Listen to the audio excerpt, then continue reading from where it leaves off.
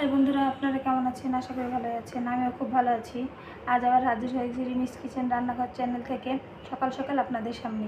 আজ করব একটা ডাল ভর্তা। এখানে আমি বড় ডাল সেদ্ধ করে সুন্দর করে এভাবে একটু ছেনে মেখে নিয়েছি। এখানে নিয়েছি লবণ, এখানে নিয়েছি ধনেপাতা কুচি, এখানে পেঁয়াজ ভাজা, শুকনো লঙ্কা ভাজা, আর এখানে আছে সরিষার তেল। এটা দিয়ে আমি এই ভর্তাটা করব। এর আগে করেছিলাম, অনেক টেস্ট লেগেছে। তা আজ ভাবলাম আপনাদের সঙ্গে শেয়ার করি। দেখুন এবার প্রস্তুত প্রণালীটা কীভাবে তৈরি করব। প্রথমে ডালটা নিয়ে নিয়েছি। এবার পরিমাণ মতো লবণ নেব। তারপর লবণের ভিতরে শুকনো লঙ্কাগুলো ভেঙে নেব, তাহলে সুন্দরভাবে ভাঙা হয়ে যাবে। আমি একটু ঝাল ঝাল করবো। এটুকুনো বাটার ভেতরে আমি 4টা শুকনো লঙ্কা দিয়েছি। আপনারা যেমন ঝাল খাবেন তেমন দেবেন।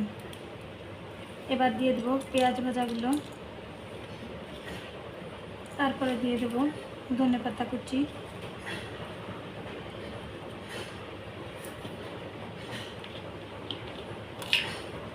এরপরে দিয়ে দেবো পরিমাণ মতো সরিষার তেল। এবার সব একসঙ্গে মেখে নিলেই মজাদার ডাল ভর্তাটা তৈরি হয়ে যাবে। গরম ভাতে সকাল সকাল এমন একটা ভর্তাও আর কি লাগে। এক থাল ভাত একদম শেষ হয়ে যাবে একবারে।